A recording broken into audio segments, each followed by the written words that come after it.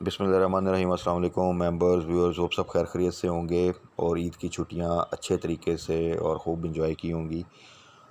कल से जी stock market start होगी और इम्पॉर्टेंट लेवल्स पे है। जब लास्ट क्लोजिंग आई थी आप सबको पता है कि बड़ा अच्छा 500 से ज़्यादा पॉइंट पॉजिटिव क्लोजिंग दी मार्केट ने।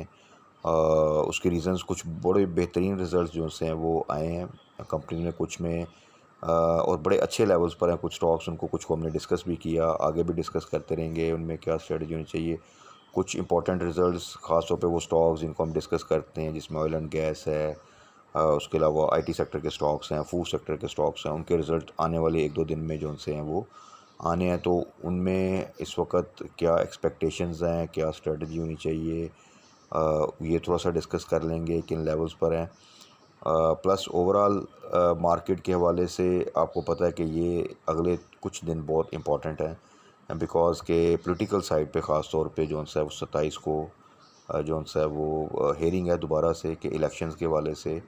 और वो ऐसा एक पॉइंट है जिसके ऊपर अभी भी क्लैरिटी नहीं है और कुछ भी हो सकता है। और उसके डिसीजन के रिस्पांस में, रिएक्शन में भी गवर्नमेंट किस तरह रिएक्ट करती है या क्या स्टेप्स लेती है ये भी अभी तक क्लियर नहीं है।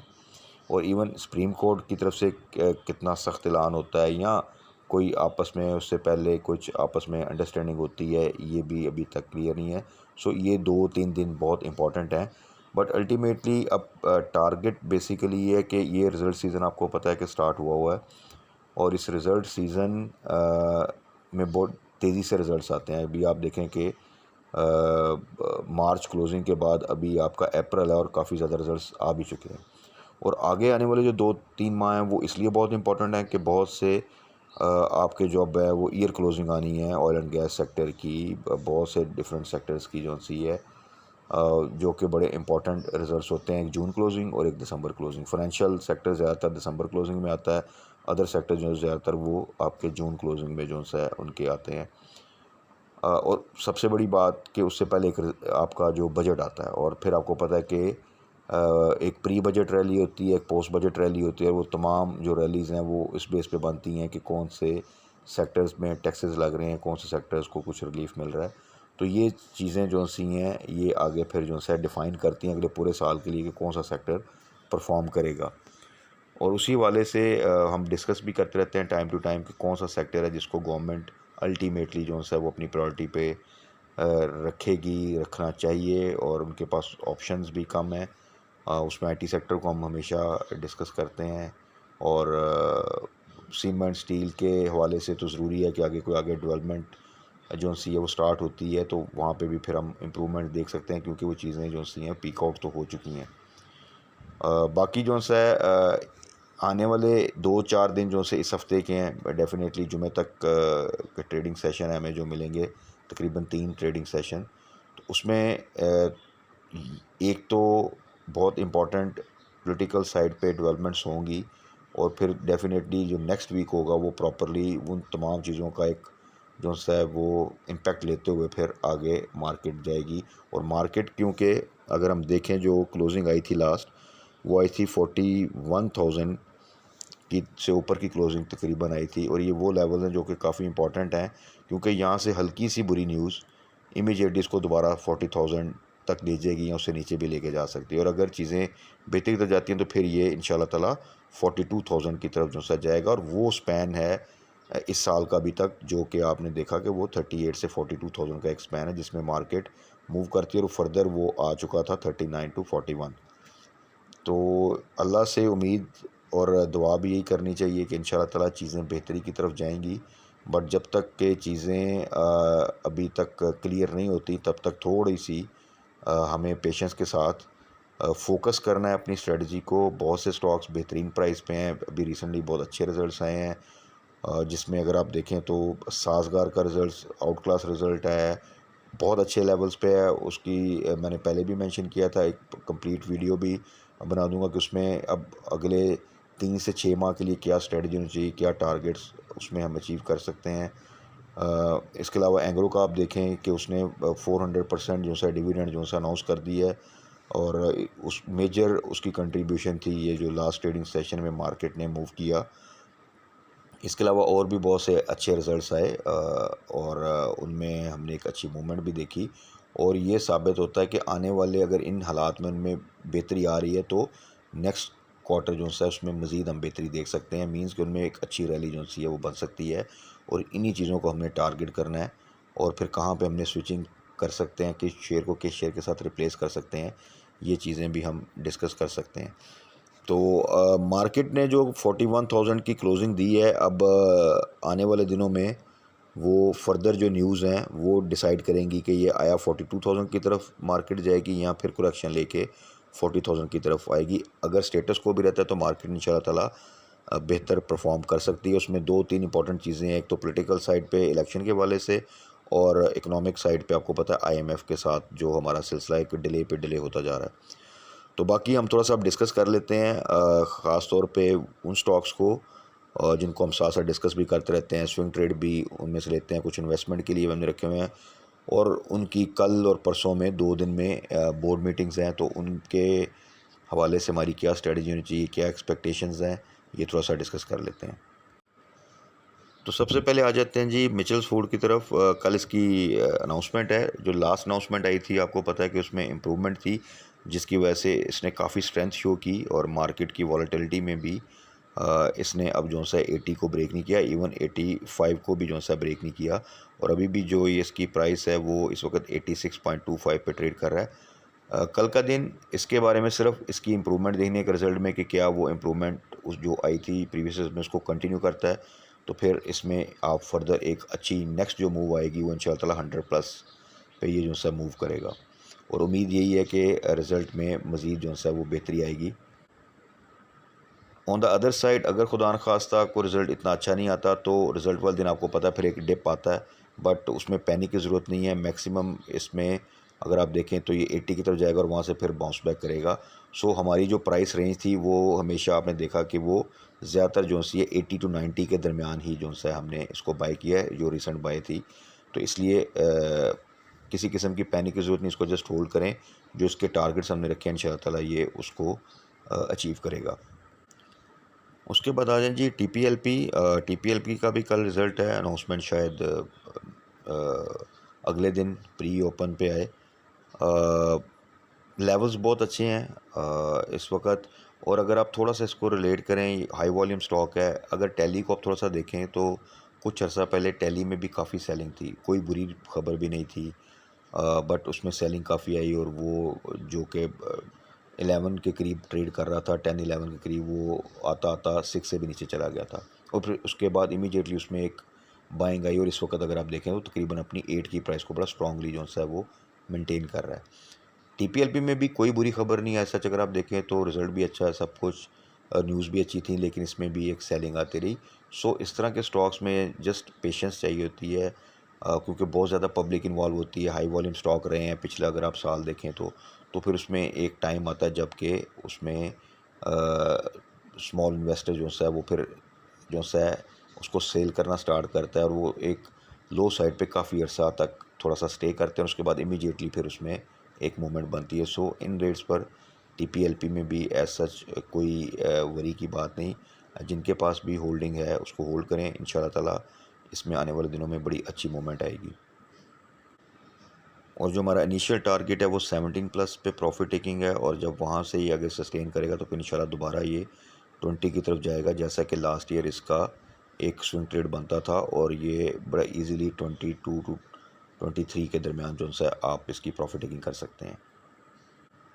उसके बाद है जी प्रेमा का 27 को आई थिंक रिज़ल्ट है इसका और प्रेमा कंसिस्टेंट ग्रोथ है, अच्छी कंपनी है, हम डिस्कस भी करते रहते हैं। सबसे इम्पॉर्टेंट चीज़ ये कि इस वक्त लेवल्स बहुत अच्छे हैं, 16 बिलो ज़बरदस्त बाइंग है, इजीली इसको 20+ का टारगेट कर सकते हैं।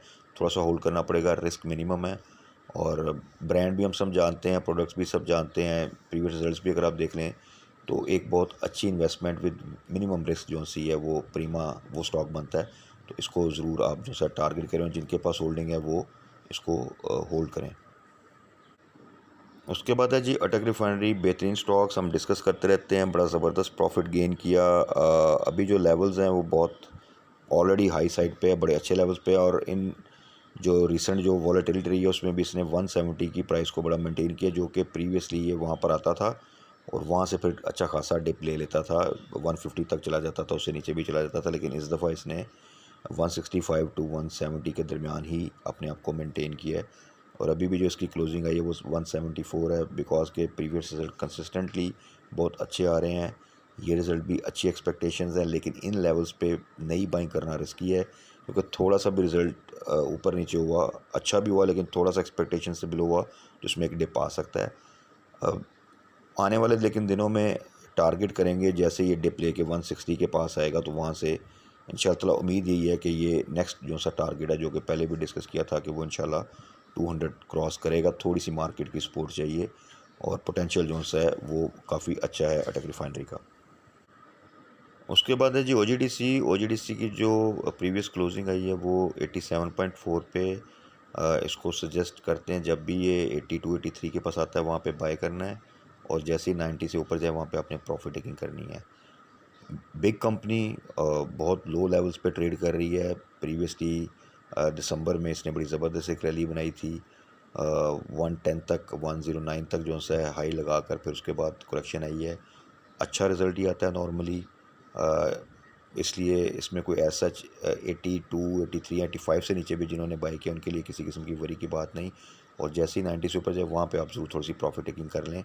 ओवरऑल लॉन्ग टर्म इन्वेस्टमेंट के लिए इट्स अ गुड स्टॉक, और आगे क्योंकि जून क्लोजिंग आनी है तो वहाँ पे अच्छा पे आउट और एक अच्छा रिजल्ट जो है इसको मज़ीद जो है एक अच्छी रैली इंशाल्लाह ताला देगा। उसके बाद है हबको, again best stock for investment, और ये हम डिस्कस भी करते रहे हैं और हमेशा सजेस्ट ये है कि इसको आप लॉन्ग टर्म के लिए रखें। मल्टीपल पे आउट्स मिलते हैं आपको, रिसेंटली भी पे आउट दिया, इस दफ़ा उम्मीद तो नहीं है कि पे आउट कोई आएगा, रिज़ल्ट इंशाल्लाह ताला अच्छा ही आएगा। 65 बिलो बेस्ट प्राइस है जहाँ पे आप इसको बाय करें। इवन अगर आप लॉन्ग टर्म के लिए चलें तो 70 बिलो भी अच्छी प्राइस है, आप किसी लेवल पे बाय कर सकते हैं। और अगर फर्दर नीचे जाए तो वहाँ पे आप एवरेज करें, ऐसे स्टॉक को उसमें पैनिक की ज़रूरत नहीं होती। अभी भी देखें आप कि ये पे आउट देने के बाद, एक्स होने के बाद भी इस वक्त तकरीबन 71 के पास जो है वो ट्रेड कर रहा है। पोटेंशियल इसमें इजीली 80 90 की प्राइस आपको ये इस साल इंशाल्लाह ताला देगा।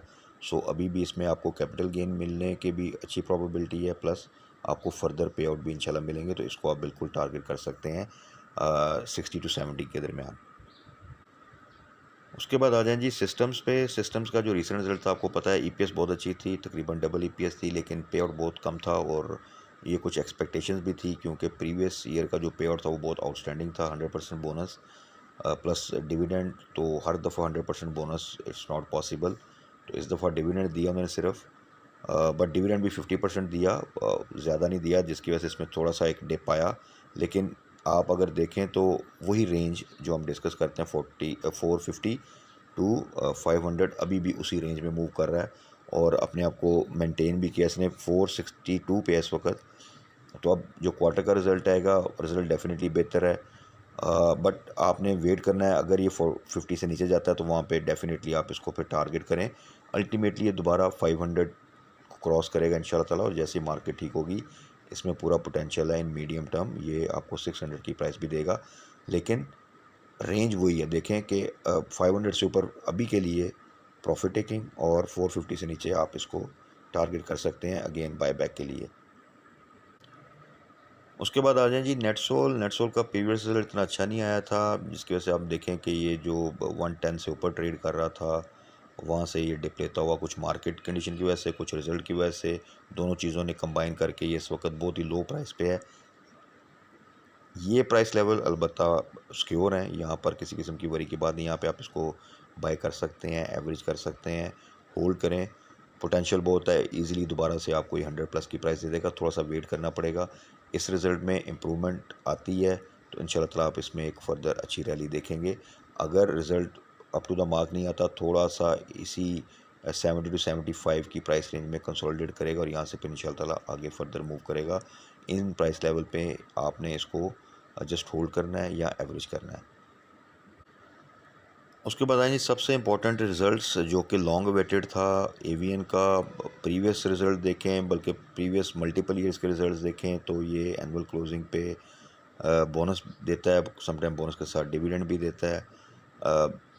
कंसिस्टेंट ग्रोथ है कंपनी में। ओवरऑल आपको इनके प्रोजेक्ट्स, इनकी मटेरियल इन्फॉर्मेशन आती रहती हैं। उसके बावजूद इसमें रैली नहीं बन पाई, लो साइड पे है। तो ऐसा जो स्टॉक होता है उसमें एकदम इमीडिएटली एक मूवमेंट फिर बनती है और वो एक आपको अच्छा गेन मिल जाता है। थोड़ा सा पेशेंस चाहिए। लेवल्स जो से हैं वो बहुत अच्छे हैं। अब क्योंकि ईद की छुट्टियां आ गई बीच में, जब रिज़ल्ट की अनाउंसमेंट हुई तो उसकी वजह से जो कोई मूवमेंट बननी थी प्री अनाउंसमेंट वो भी नहीं बन सकी। सो अब सिर्फ 2 दिन है तो उसमें एक मूवमेंट आप एक्सपेक्ट कर सकते हैं। प्लस अगर payout up to the mark आता है जो कि हिस्टोरिकली है तो फिर इसमें आप इंशाल्लाह ताला एक अच्छी मूवमेंट देखेंगे। और ये वो स्टॉक है जिसको आप अगर आप इसका हिस्टोरिकली भी देखें तो इसका पे आउट आप बिल्कुल बोनस अवेल करें। तो जिन दोस्तों ने भी इसको, अगर आप पिछले 2-3 साल में इसमें इन्वेस्टमेंट की है, इसके बोनसेस अवेल किए हैं, तो वो तो ऑलरेडी बहुत अच्छे प्रॉफिट में होंगे अगर आप उनको इंक्लूड कर लें तो। और इसमें प्लस कई दफ़ा कैपिटल गेन भी बड़ा अच्छा मिलता है। सो एवीएन भी मीडियम टू लॉन्ग टर्म रखने वाला स्टॉक है जिसमें आपको कैपिटल गेन भी मिलता रहेगा और साथ में आपको पे आउट भी अच्छा मिलता रहेगा। सो इसको जो सा है आने वाले दिनों में हम साथ साथ डिस्कस भी करते रहेंगे कि रिज़ल्ट के बाद इसमें क्या स्ट्रेटजी होनी चाहिए एज़ पर रिज़ल्ट। उम्मीद है कि इंशाल्लाह ताला अच्छा रिज़ल्ट ही आएगा। तो ये तो थी जी आज की वीडियो जिसमें हमने कोशिश की उन स्टॉक्स को ख़ास तौर पे डिस्कस करें जिनके कल परसों में रिज़ल्ट्स हैं और उनको हम डिस्कस भी करते रहते हैं उनमें क्या स्ट्रेटजी होनी चाहिए। हैवी वेट्स जिस तरह ओजीडीसी का रिज़ल्ट है, सिस्टम का रिज़ल्ट है 27 को, आईटी सेक्टर के स्टॉक्स के रिज़ल्ट्स हैं और बैंकिंग सेक्टर के स्टॉक्स के भी रिज़ल्ट्स हैं। तो ये 2 दिन पॉलिटिकल न्यूज़ की वजह से भी प्लस रिज़ल्ट्स की वजह से भी बहुत इंपॉर्टेंट इसलिए होंगे कि जब भी हैवी वेट्स में रिज़ल्ट अच्छा आता है और उनमें मूवमेंट बनती है तो आपको पता है इंडेक्स भी मूव करता है। और अगर उनमें जो सा वो डिप आएगा तो डेफिनेटली वो केएसई 100 इंडेक्स को भी जो सा वो इफ़ेक्ट करेगा। और आप फिर केएसई 100 इंडेक्स में भी एक जो सा है वो प्रेशर देख सकते हैं। और ये हमने रिसेंटली जब भी रिज़ल्ट सीज़न होता है उसमें 12 दफ़ा ये चीज़ हम ऑब्ज़र्व कर चुके हैं। सो ज़्यादा ज़रूरी होता है कि जब इस तरह की सिचुएशन हो तो आप अपने स्टॉक्स पे फोकस करें और आप ये देखें कि जो इंडेक्स में डिप आया है वो क्या किसी न्यूज़ की वजह से है या कुछ हैवी वेट्स में रिज़ल्ट ख़राब आया जिसकी वजह से वो डिप आया है। तो फिर आप जो सा वो डिसीजन ज़्यादा बेहतर ले सकते हैं और जल्दबाजी में कोई भी गलत डिसीजन लेने से अपने आप को सेफ़ रख सकते हैं।